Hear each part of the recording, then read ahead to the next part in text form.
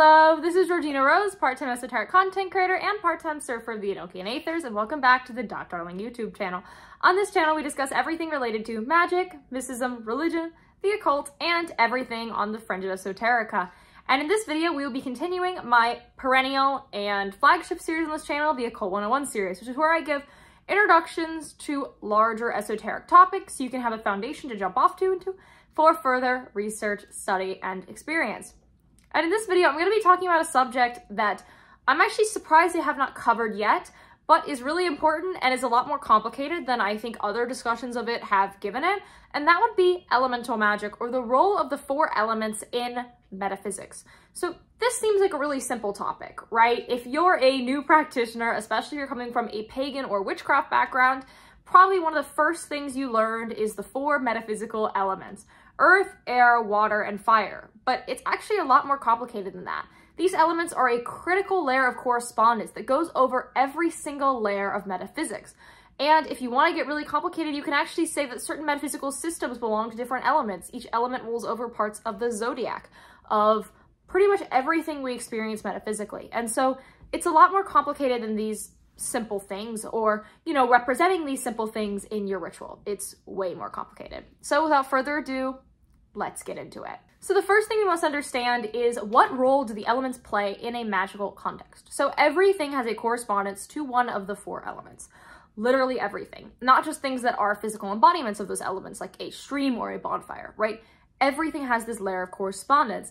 And within us, we have a balance of constitution of these elements. Much like how we have a balanced constitution of all the planetary energies, we have this for elemental as well. And a great way to see your constitution is to look at your astrology chart. So all the signs are ruled by one of the four elements, and you can extrapolate from that what your balance is. If you've got a lot of Cancer, you have a water-heavy chart. If you've got a lot of air, then you would have, say, a lot of Gemini or something like that in your chart, right?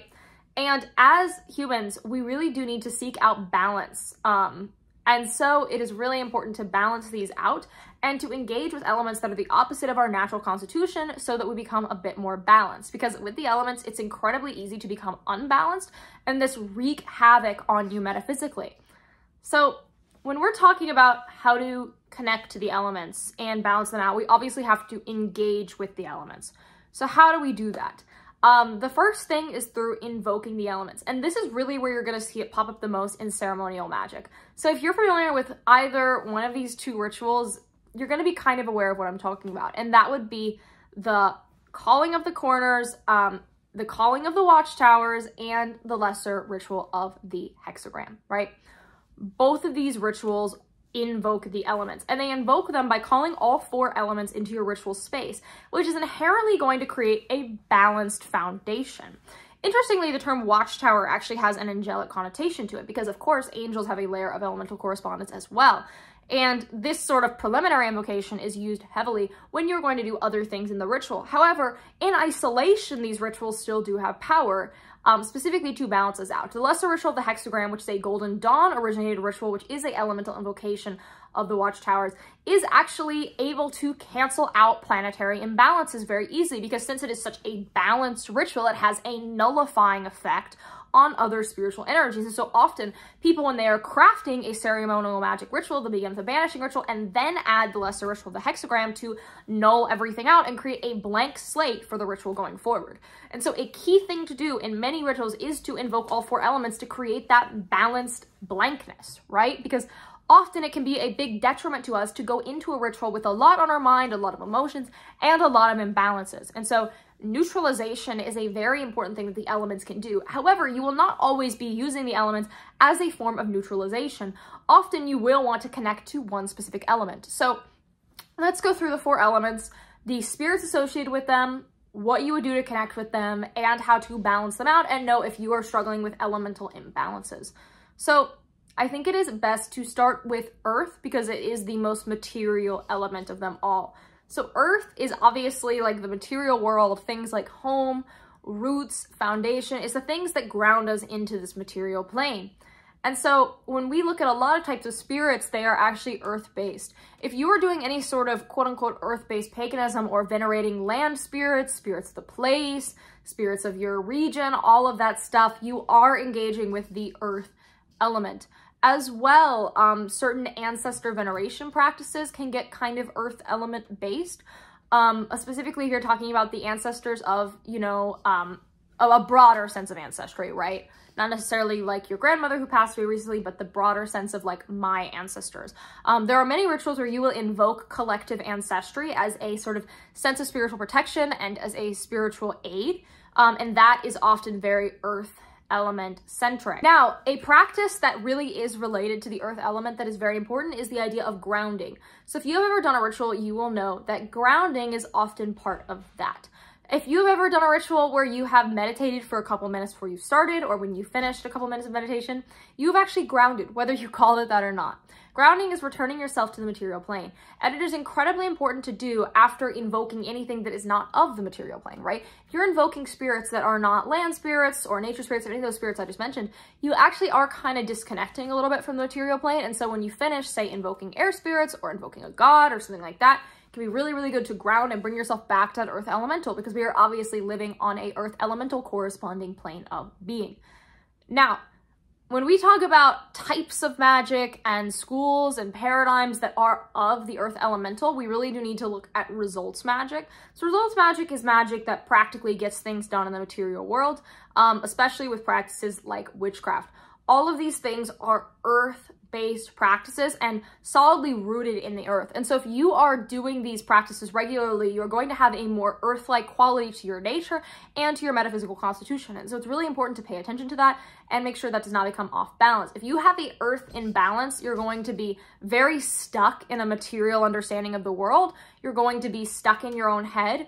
And you're going to have trouble seeing beyond the material plane and seeing these larger things. I think an earth-based metaphysical imbalance is actually the most common one, because so many people have forgotten there is so much metaphysical meaning and depth to the world that they are truly rooted in the earth and unable to see beyond the earth and unable to see that this is only one of many planes. So the next element I want to discuss is the element of air. This is the land of thoughts, ideas, communication. It's a very mercurial sphere.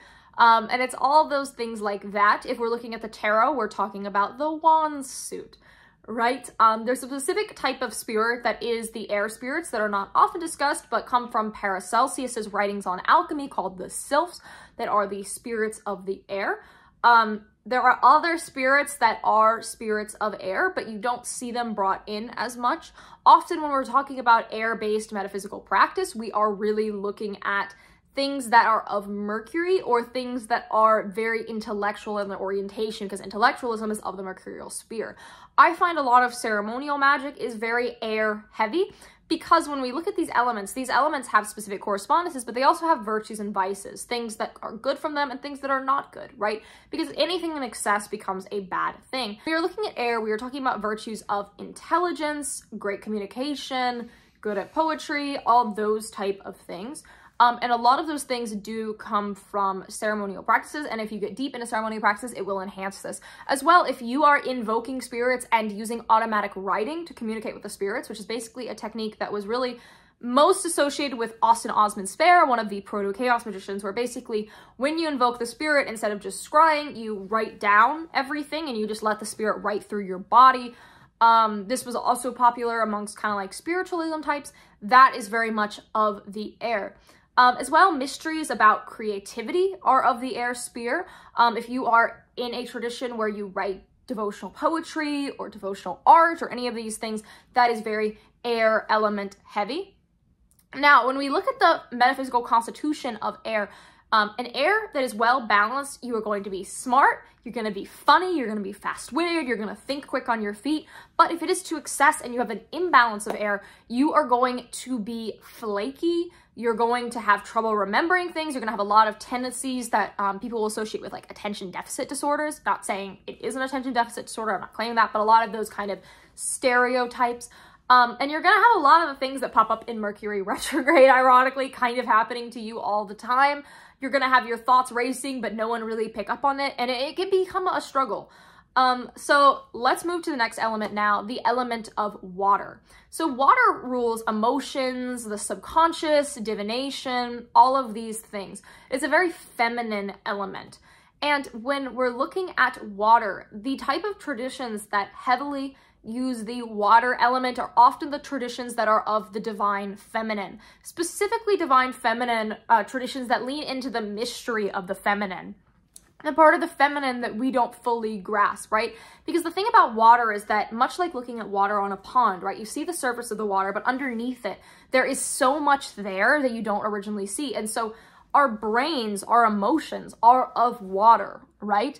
And, you know, when you think about your emotions, like there's stuff you see immediately, like this feeling you're feeling right now. I'm sure if you're watching this video, you can think, oh, I'm generally in a good mood, or I'm not feeling quite great, or I'm having trouble paying attention. I don't know any of those kind of surface feelings, but underneath it, there's this whole layer of the subconscious. And so when we do work that relates to our subconscious, which we do a lot in metaphysics, we are diving deep into that water element, right? When we go on shadow work journeys to unpack things that are holding us back and our vices and what's causing us miasma and giving us trauma and all those things, it's a very watery thing to do because you're delving deep into that inner world that is within its own mind. Also, acts of divination are all inherently aligned with the water element. So in tarot, obviously we know the chalice's suit is the suit of water, but all of tarot is kind of water elemental because it is so much prompting us to look inside and feel and understand ourselves and look into that subconscious, right? If you are doing divination for people very regularly, you really need to be regulating your water element.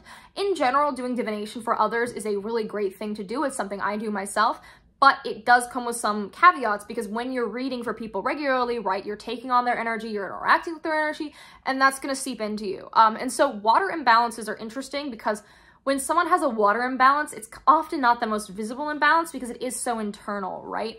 People who have a bad relationship to water are typically very emotional, maybe even despairing, in a lot of kind of heavy emotional states regularly. But if you have a good relationship to water, you understand yourself. There's a sense of self-knowledge and self-mastery there, right? Because as mystics, we understand that contemplation is really, really important, right? A lot of the mysteries do require us to look into ourselves because fundamentally we are trying to alchemically transmute ourselves and get closer to the gods. That is the aim of what we are doing. And so in order to achieve that aim, we do need to take hard looks at ourselves very regularly. And a lot of rituals, when we have these beautiful divine experiences, we are forced to look into ourselves and understand ourselves. And that is also why another thing that is typically associated with the water element is entheogenic work, which is using psychoactive plants to sort of push through and give a mystical experience. Now, you are never required to do these things. You can get every single thing an entheogen can give you through natural mysticism. You absolutely can. But for some people, that is part of their practice, especially if they are part of a more like shamanic leaning practice. There's a lot of like nonsense shamanism where people are like just saying like, oh, I'm a shaman because I take DMT. Like, that's not what I'm talking about. I'm talking about legitimate shamanism, not just the like weird Timothy Leary-ite strangeness. That's not what I mean. But any of that work is also of the water element. Now let's move to the next element and the final element that is mostly used. There are other elemental systems, which I'll get to in a little bit, but in the main 4-element system that is used in the West, the last element is fire. And fire element is probably the most fascinating to me because it rules over war, strength, will, action. It's that sword suit in the tarot. And I really like the element of fire. It's my favorite element because it's so interesting and the mysteries of it are so fascinating. Because when we look at the Tree of Life, obviously the fire element is actually on the pillar of femininity, which is a unique correspondence that you don't see a lot. But you also do see, though, all throughout, a lot of female deities that rule over war, death, violence, sex, all of these things that are of the fire element. So the fire element is not a explicitly masculine element, though it often is that way when we look at basic correspondences. But when you get deeper, you'll see that in general, all of the elements do appear in a masculine and feminine form. They are not 100% in one form. Of course, they lean one way, like water is generally a feminine element and it is broadly part of the divine feminine, but there are like different spirits that are kind of outliers that are, say, a divine masculine spirit that is of the water element and so forth. Like Poseidon, right, is a divine masculine force, but Poseidon is of course of the water elemental, and thus Inanna Ishtar, the Mesopotamian goddess of love and war, is a divine feminine goddess, but is also of the element of fire. Now, fire is something as a dominant modality of metaphysical practice. You don't see as much in the West, but you do see it in a lot of more Eastern traditions. Any tradition that utilizes the jinn is inherently a fire-based tradition because the jinn are spirits of fire, right? They are the most obvious spirit that people will think of when they think of a fire spirit because they are born of smokeless fire. There are other spirits that are fire spirits. Paracelsus had basically given spirits to every single element. Alchemical works derived from the writings of Paracelsus will invoke these different spirits. But fire is intense. And one thing that I think must be discussed when we discuss fire is the fire element is often the gateway to a lot of the heaviest metaphysical forces out there. People immediately think that is the water element because the water element kind of throws you into shadow work and those difficult tasks. But in terms of like harsh metaphysical things, fire is the gateway. When we're looking at what will send things into a very dark metaphysical place, it's the fire element gone wrong, right? If we look at kind of a more Kabbalistic framework, we'll understand that the gate to the Klapoth is through Gevurah, which is the spear of Mars and fire, right? So let's think about that and apply that broadly, right? Fire, when it is in excess, actually becomes incredibly corrosive and is honestly kind of the gateway to metaphysical darkness and a lot of these heavy things. But that does not mean fire is always that. It's fire when it is in that toxic form, that dark form, because fire in its positive form is the force that gives us will, motivation to do things, a action forward, right? Fire is not an evil element or whatever, but it can go in a dark direction. And so fire is one that as individuals, we need to be heavily regulating and aware of. It's the one that you need to be the most aware of. So if you're working with spirits that are fire in nature, especially if you're doing things like gen magic, you really got to be checking your fire very regularly and balancing out with water, right? Because water is the opposite of fire. So balance these things out. You should be doing water stuff and fire stuff at the same time. So just be aware of that. You'll quickly know when fire goes bad because that's like when, I think the best way to explain this is when righteous anger turns into wrath, right? Righteous anger is necessary, but wrath is corrosive and harmful. And truthfully, all of these elements can become corrosive in excess. Fire is just the one that I would definitely say pay the most attention to. Now, I do want to discuss that there are other elemental systems out there. In the West, there is kind of two other ways of doing this within these same four. So there is one that posits there is earth, air, water, fire, and aether. Aether being spirit. So if you've ever seen someone draw like a pentagram, you'll know they put the pentacle with earth, air, fire, water, spirit, right? Spirit is basically metaphysical energy beyond the spiritual plane, and that actually is positing that earth, air, water, fire are elements that are kind of part of the material plane. And I actually kind of have complicated feelings on that because I think that they do exist on higher metaphysical planes too, just in different forms. But does that mean I deny that spirit is an element too? No, because there are things that don't really neatly fit into these elemental boxes. So that's an interesting paradigm. It's probably never going to be as popular because it does have some weird kind of assumptions that underlie it. But I think if it was revised to where earth, air, water, spirit, fire all existed on all planes, then I think I would get more into it. I don't typically like things that harshly divide the material plane from the spiritual plane because I do have an emanationistic theological framework, and so I do think things exist on many planes at the same time, but whatever. And then there's another one that's earth, air, water, fire, void. Void, abyss, dots, whatever you want to call it, right? That kind of negative existence or non-existence or everything existing at once, but while existing in a non-existent way. This is a very abstract thing. I don't know how to explain this in a video. I don't think that's an element. I don't think they count as an element. I think the aether theory makes more sense. Some people will add aether on top of this void. So then you've got aether and void as two additional elements. That one makes a little bit more sense to me. I don't know how you would have void, but not aether. I don't think that makes sense. But those are all much less common frameworks that you won't hear used much. Now, in China, they do have a different elemental structure entirely. And so if you are part of a Far Eastern tradition like Taoism or whatever, a lot of this stuff is going to be under different terms, but those terms still do correspond to Western elements. So it's really just another lens of viewing things. It's not really an entirely different concept. Those systems rely a lot more on elements than they do planets or other metaphysical things. It's a very elements heavy system, whereas I feel like elements aren't discussed as extensively in the West as they are in the East. I think a lot of people defect to the planets, which I definitely defer to the planets. That's kind of where my brain leans and that's where my practice leans, but this stuff is still important. Now, you will also see this stuff applied to things outside of just metaphysical things. I think of Ayurveda, which is a Vedic system of medicine that has these doshas, which are essentially humors based on the elements that you balance out. And I think that system is really a beautiful system. I really like that system because it talks about these premises of balance that I've gone over extensively in this video. I think that could be a really good place to look if you're interested in balances or figuring out an imbalance using something besides your astrological chart, because that system figures out your constitutional balance, not using astrology, using ways your body moves and food cravings and stuff. There's a lot of like little online quizzes that can pretty much diagnose you with your dosha and give you a pretty good glimpse into what your metaphysical constitution is and how to balance that out.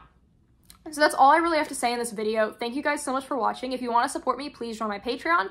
You get an extra video every month. You get a ritual guide every month. And if you're high enough here, you get to meet with me every month. And we do kind of like mentoring basically, where I help you along your path. And, you know, we talk spirituality. It's really fun.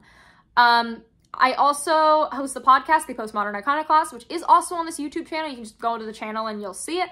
It's the long videos with a different thumbnail, but you can also listen to that on most podcasting platforms. I also am on Substack, Instagram, Twitter, Telegram, TikTok, and pretty much every social media platform under the sun. If it exists, I probably have a profile there, unless it's some tiny app that I haven't heard of, but I'm pretty much everywhere.